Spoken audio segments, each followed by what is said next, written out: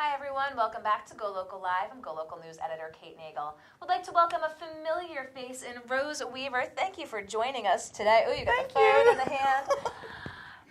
Approaching the middle of the week and what's going to be a very busy weekend for you coming up. You've got a show Saturday night, Sunday, taking part of Great Rhode Island Women reading Maya Angelou's poetry, the 4th annual event.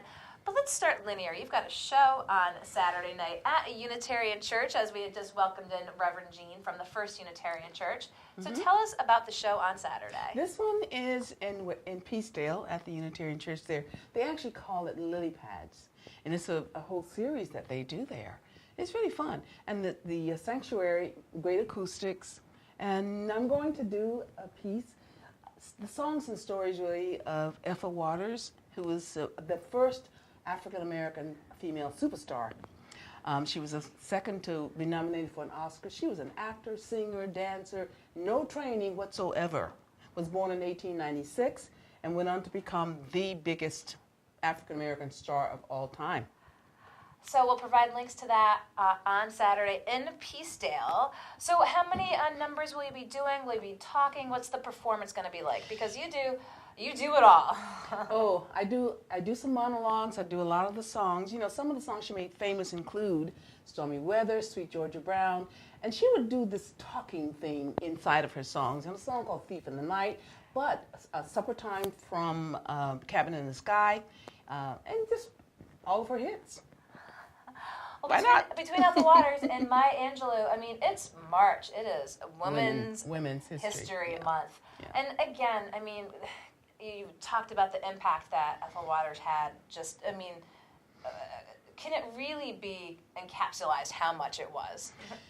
I don't think young people, first of all, realize where all of this started. She opened the doors, and though she was not specifically involved in the civil rights movement, like some other celebrities were, she was civil rights. She opened doors. She knocked down doors.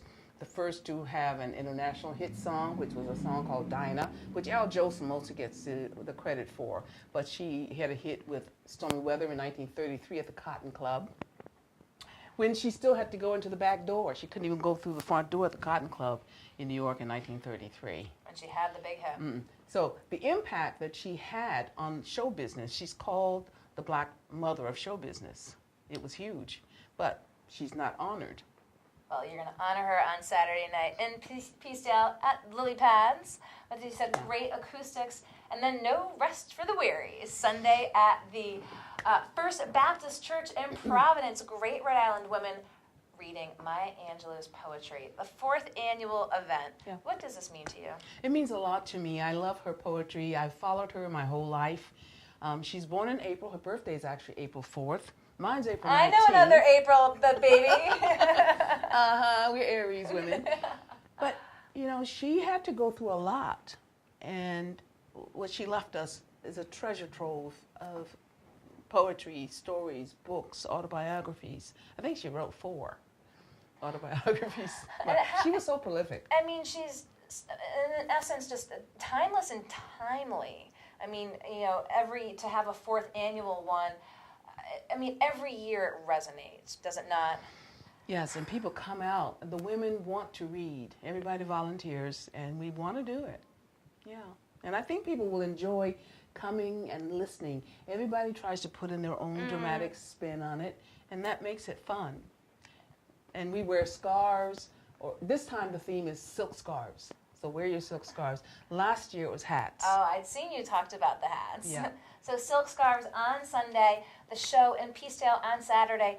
Any other things that you have on the horizon you want folks to know about? I do. I'm working on developing a little booklet called The Little Black Book of Black Artists in Rhode Island. Yes. Because I'd like to see all of us in one place where people can find us.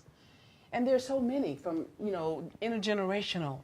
And I think the State Council on the Arts and the Humanities is working on doing something around all artists, but I wanted to narrow it in and leave a legacy of something that is important for a lot of people, because it can go on and on and on. So I want artists to start sending me their materials. And as it is your birthday month, I know you're putting your own effort to try to get folks to help support this Yes. Little Black Book of Yeah. Black artists. So we'll provide a link to that as well if Okay, thank you. think that that is something you want to support and support Rose and artists here in the community in Rhode Island. But we'll provide links for your appearances this weekend, again on Saturday night and Sunday, with great Rhode Island women reading Maya Angelou's poetry, put on in conjunction with Stages of Freedom. Now, Ray Rickman does come every Friday here to give us big view. Yeah, they're great. Stages of Freedom. Yay. Little shout out. So we'll see Ray on Friday, and we'll see you soon, Rose Weaver. Thank you. Thank you so much for taking the time to come into the Absolutely, Kate. studio. And we're going to wrap this up shortly here with a guest down in D.C. talking about problem gaming and mobile sports betting. So don't go anywhere. I'll be right back.